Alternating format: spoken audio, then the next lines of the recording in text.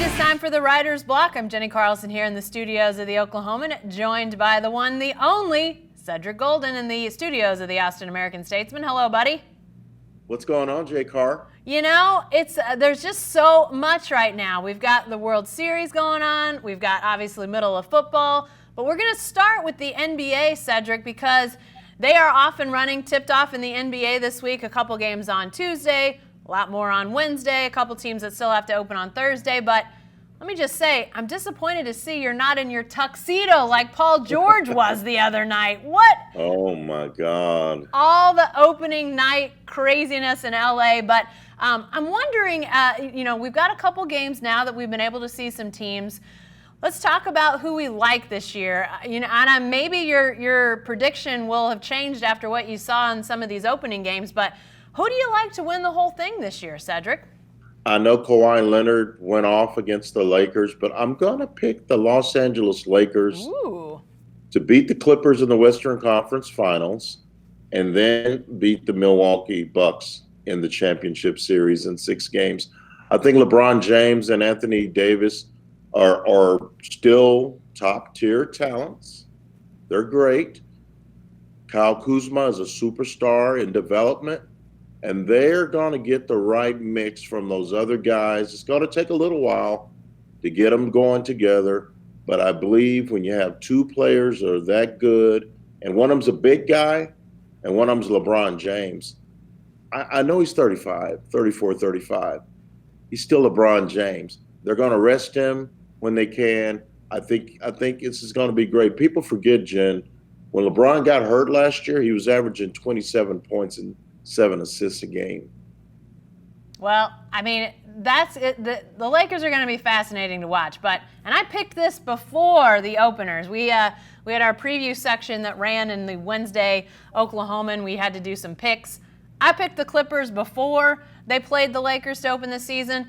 I'm still liking the Clippers to win it all. Now, I'll tell you, the West is a bear, Cedric. The West is going to be tough. It's going to be tough in the regular season. It's going to be tough in the playoffs. And whoever survives it, it might be a situation where the team that survives the West, I think the Clippers will, they may be beat up by the West getting through the playoffs. I also like the Bucks to get to the finals. But I just think the Clippers, you see 2 amazing offensive talents in Kawhi Leonard and Paul George. But then you look at the defense. I mean, some people were talking about that Clippers-Lakers game and asking, is depth the problem?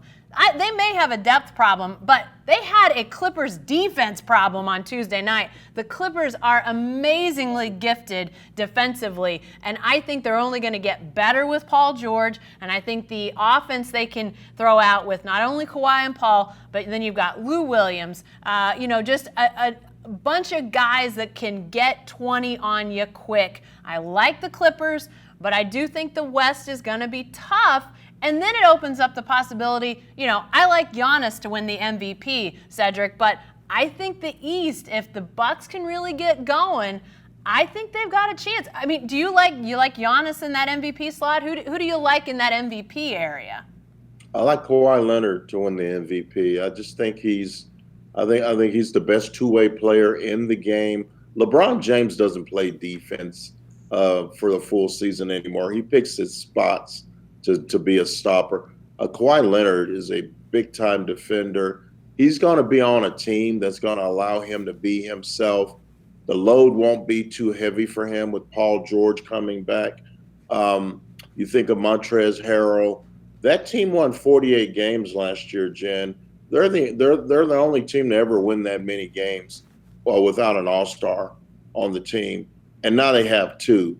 And they have a top 3 coach in Doc Rivers. So I don't have any problem with people picking the Clippers to win the championship.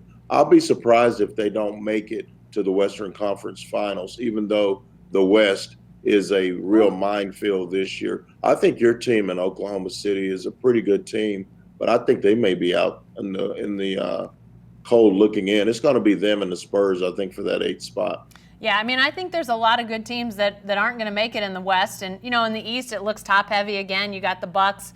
You got the Sixers. maybe the Celtics. rebuilt Celtics. I do like, I think Kemba Walker's a fantastic talent, and Brad Stevens is always using his wizardry. But, Cedric, are there other predictions, sleeper teams or teams that are picked too high, coach of the year, sixth man? What do you have in some of those other areas of prediction that you like?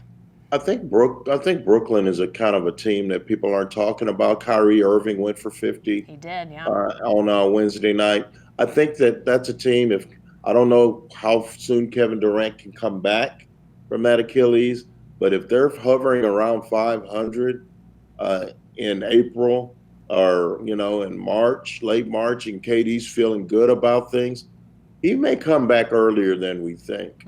Another team, Golden State, very intriguing. Steph Curry, we really think Steph Curry's going to play 82 games without getting hurt? I don't. And so if Steph Curry misses 20 games, the Warriors are going to miss the playoffs. Yeah. There's no Klay Thompson. There's no Kevin Durant. There's no Andre Iguodala. There's no Sean Livingston.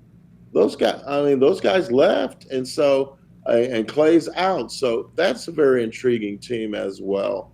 I just think it's a great season. It's the first time in a long time where we really don't know who's going to win. Yep. And that's been cool. It's been Golden State. It's been Golden State the whole time these last few years. And now we have no idea. That makes for an intriguing season, Jen. Yeah, and even when Golden State didn't necessarily win it, we were sitting at this point in the season for several seasons now, believing that they would. And so Exactly. The idea that here we sit and we don't know. We don't know from about a list of 8 teams maybe that look capable of being a championship caliber team. I think the Sixers are going to be fascinating to watch with the addition of Al Horford and Tobias Harris and that collection of talent.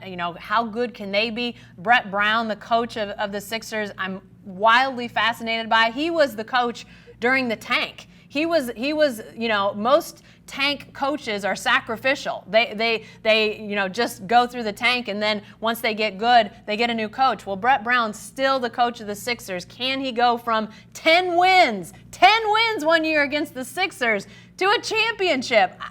That would be fascinating. And then, of course, the guys down in Houston, everybody here in Oklahoma City will be watching to see what comes of the James Harden, Russell Westbrook marriage now that they're where they are in their careers. Last we saw them, they were still so young, but, a lot of people think that's going to be good. Some people think it's not going to be so good. It's all going to be fascinating. But, Cedric, what you said about the teams, we don't know. I think it's really added a lot of intrigue to say who gets there in the end.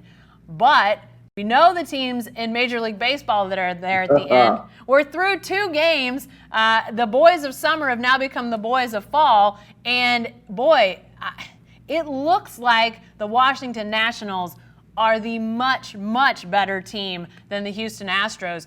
Are we in for a possible World Series sweep the way this is looking, Cedric?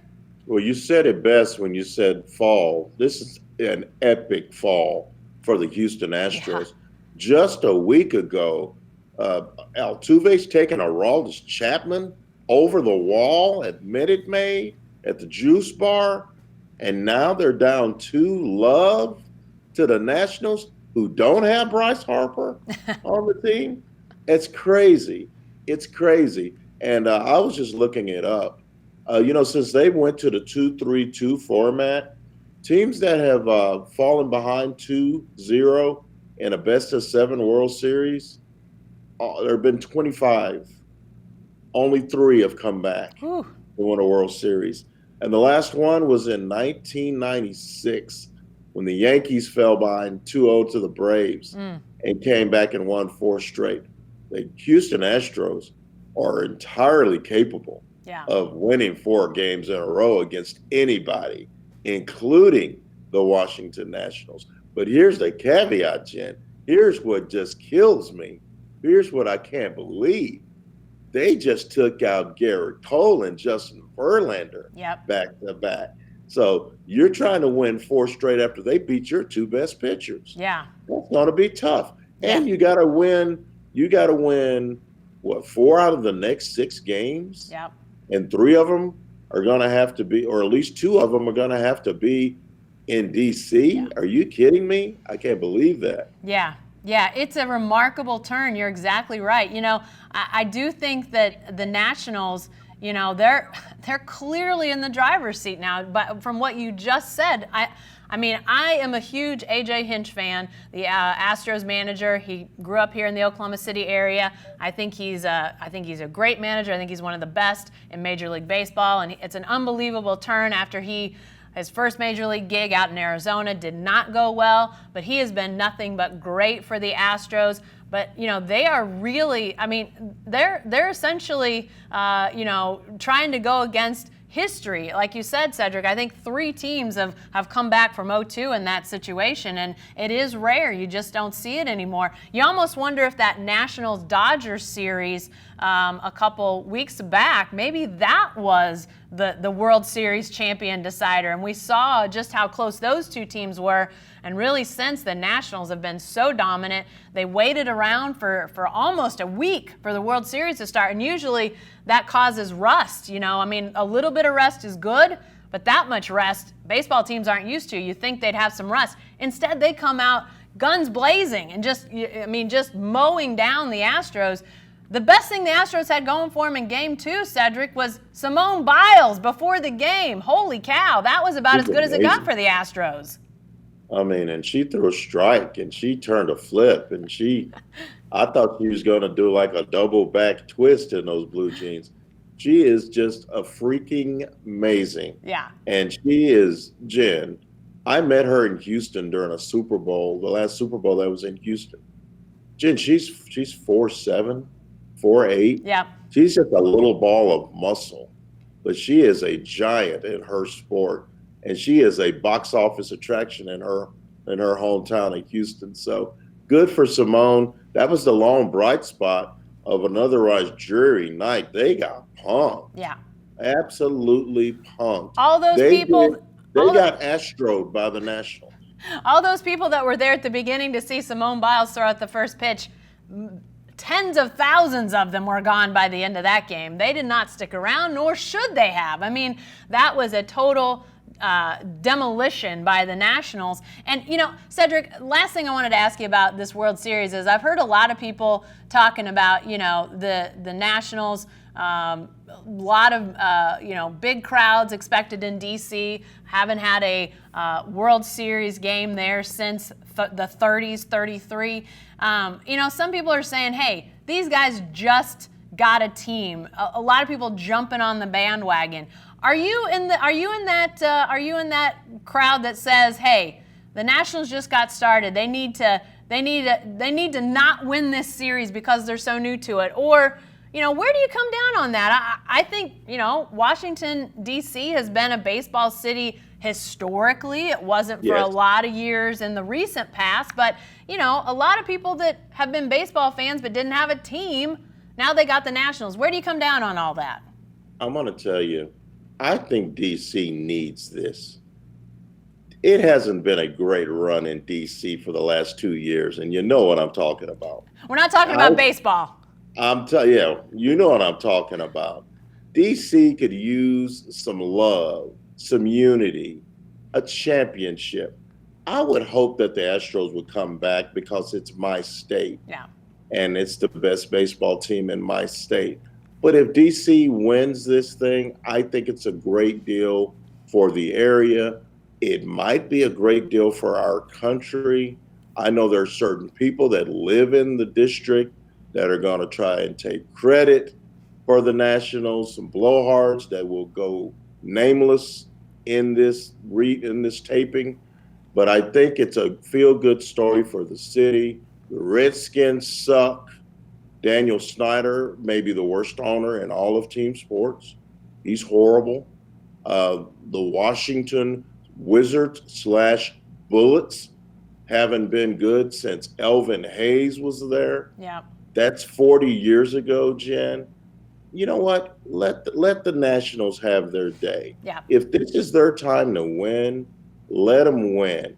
If the Astros aren't as good, shake hands with Washington and say, great job. I think D.C. could use a little bit of good news this fall. So if it happens, I will be happy for the Washington Nationals. Two things I really like about the Nationals. One, they've got the first guy that they ever drafted as the Nationals is on the roster. Zimmerman, Ryan Zimmerman's his name. And he's still playing. He's still playing a huge part. Got a home run the other night in the first Game 1 of the World Series. So yeah, I like to see stories like that. They've also got a reserve outfielder whose walk-up song is Baby Shark. And you know what?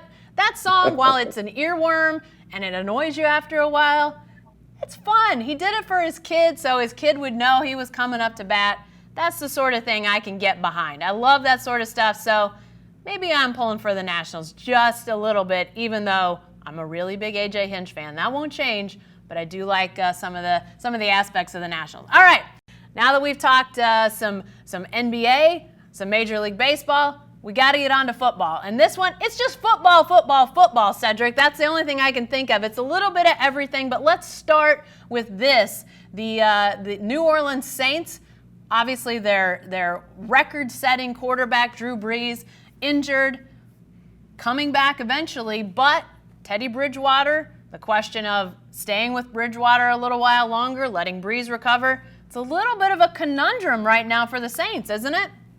Yeah, it is, because Teddy B has been better than they thought he'd be. Yeah. 5 straight wins. They're rolling. They're in first place in the NFC South. And even with the Alvin Kamara injury, they're still figuring out ways to win. And they have wins. This is not just one of these things where they're fattening up on weaker sisters. They have wins over teams that I think are going to be in the playoffs. Right. They won at Seattle. They beat the Cowboys at home. So they are a tough-minded bunch. Drew Brees has been practicing. He's been throwing a regulation-sized football for the last couple of weeks, and he's told reporters that he plans to play on Sunday against the Arizona Cardinals. Here's the thing, Jen. They got a bye week after this week. They've got some momentum. Why not? Don't you think they're good enough to beat the Cardinals without Drew Brees? Yeah. And if you sit Brees this week, he gets to rest that thumb for another 2 weeks. Yeah. Another 2 weeks. He rests that thumb. He's ready to roll. He gets back acclimated with the ones. I don't think you play Drew Brees this week. I know he's a competitor. I know him personally. I've been around him. He hates not playing football, and the Saints are rolling. He wants back on the field. But if I'm Sean Payton, I pull my boy aside and I go, look, let's get this last dub with Teddy B. Rest you for 2 weeks, and then we know you're 100%. Yeah. You don't have to throw next week, but the week after we'll get that thumb ready to go. I don't think they play him this week. Yeah, it's an interesting situation because, if you're looking at Breeze's perspective, would it be good to maybe play in an actual game against a team that, maybe they're not going to be your toughest test, to get back on the field that way. But, I think if you're the Saints and you're thinking long term, surely an extra 2 weeks of healing, that bye week is really, to me, the deciding factor that you say, you know what, let's let it heal a little bit longer. I mean, he may be fine. If they had to play in the playoffs this weekend, maybe he could go. But if That's different. If you're not in the playoffs, if you've got a bye week out there, to me, that just makes sense. Now, can you say that to the future Hall of Famer if he says, I'm playing? I mean, to me, this is a setup where, you've got a veteran coach in Sean Payton who has a good rapport with Drew Brees. I think if you're the Saints, you got to call on that level of trust and understanding between those two to make the best decision. If you feel like the best decision is waiting and letting it heal a little bit longer, boy, the thing you would hate to have happen is to him to get hit and then he's out another 4 weeks, 6 weeks. I mean, that would just be, if you're the Saints, you'd have your heart in your throat with something like that happening. But because we all know how important quarterbacks are, that brings us to this question, Cedric. Another guy from your neck of the woods, right now in your neck of the woods, Sam Ehlinger. We saw the close call Texas had against Kansas. Wow. Cedric. Wow. And to me, it was all about Sam Ehlinger putting his team on his back and saying, come on with me, we're going to win this ball game. Sam Ehlinger may be the most important player in the Big 12. And I don't say that to say he's the best, but for his team, nobody may be more important than Sam Ehlinger. In this conference, absolutely. He's with Charlie Brewer to Baylor, Yep. Same type of thing. I think Sam Ehlinger is holding this thing up almost by himself. The Texas Longhorns offense has no problems putting points on the board. It's the defense that's the problem. It's historically bad. Ooh. Jen, I'll give you a guess real quick. Last 4 games, how many yards has the Texas defense given up? Oh my gosh. Combine the last 4 games? Yes. I'll go, I'll just round to 2,000. 2,040 yards. Woo! If you were on The Price is Right, you would have won both showcases. You were with $100 of the actual retail price. I'd be going to France tomorrow. A new car, a trip to Bermuda, and some jet skis, Jen. You'd have got all of that stuff. They've given up 2,000 yards, Whew. and offenses are averaging 7 yards a play against Todd Orlando's defense. Todd Orlando, the defensive coordinator, is making $1.7 million a year. Wow. You know what? I can go out there and give up 7 yards a play for a lot less money than that, Jen. I think if Sam Ehlinger gets hurt, the Texas Longhorns go kaput. You can say that with a lot of teams. Yeah. Jalen Hurts not playing for OU would hurt them as well. Yeah. But OU's got a little bit of a pulse on defense. Alex Grinch got that thing going now, and they are a legitimate CFP contender. I think they're going to run the table in the Big 12. Texas beset by injuries on defense. Yeah. Caden Stearns is hurt. Josh Thompson's hurt. B.J. Foster's hurt. They got a lot of guys banged up. And Brandon Jones, their great safety's hurt. They got a lot of guys hurt. They've got to figure out a way to just pull it together, put some gauze, some tape, some Robitussin, whatever you need to do to get this win at TCU. Yeah. And then maybe during the TCU K-State, then a bye week, maybe they'll be okay after that. Yeah. But for right now, it's DEFCON 5. They are in a lot of trouble right now. Yeah, and that defense, Cedric, as Texas had its, swoon through the end of the Mac Brown era, the Charlie Strong era, a lot of the issues were quarterback related, not having a good enough quarterback and not having enough difference makers in the passing game, those sorts of things. The defense, while it wasn't nearly the strength that we saw sort of in the championship type of years, you didn't have those name players, you still felt like the Texas defense could do some damage, and now they're getting damaged. And I know about bad defense. I've seen bad defense in my neck of the woods, and 2,000 yards in 4 games, that is bad defense. So I think it is shocking. I know part of it is those, it's the injury bug. But, man, I really thought that once Sam Ehlinger started to elevate his play, that would really take Texas to the next level. And instead, Cedric, aren't we sitting here saying, is Baylor the best team second best team in the Big 12 to Oklahoma?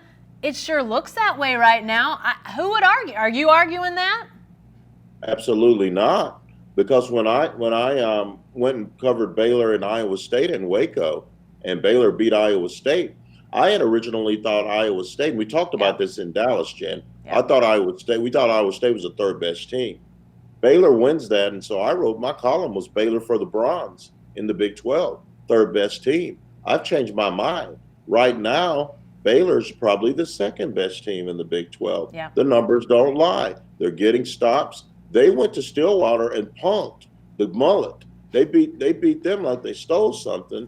And then, Jen, that's the same Oklahoma State team that nearly won down here. Yeah. Gave Texas all they could handle in Austin. So I'm telling you, Matt Rule has it going at Baylor. They lost their best linebacker, Clay Johnston, for the season, and they're still getting wins. So I'm telling you, I think the Baylor Bears are on a run right now. And if you're asking me right now, they are the 2nd best team in the Big 12. Yeah. Now, they get Texas at home. They get Oklahoma at home. Yeah. But the problem for them is they get them back to back. Yeah. That's a tough double right there. If I'm Matt Rule, I'm like, man, if we can just get one, if we can beat one of these teams, we're probably going to be in the Big 12 championship game. Yeah, and I think, I got to see that Baylor-Oklahoma State game in person, like you got to see Baylor and Iowa State earlier this year, Cedric. And, I think I knew going in, the stats told me this is a team that doesn't beat itself.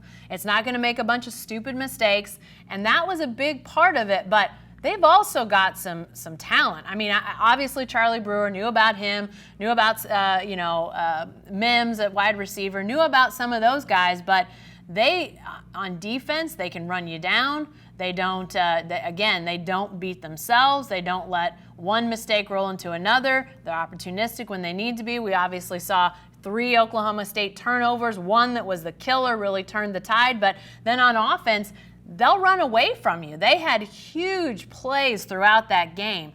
So I think that they're a team that, is maybe, I think they're pretty likely to, even though they do have that Oklahoma-Texas back-to-back setup on their schedule, I like them to be able to get to Arlington to the championship game. I think it would be fascinating to see 2 years after they win one game, Matt Rule's first year, to be in that Big 12 championship game. Would not surprise me at all to see that.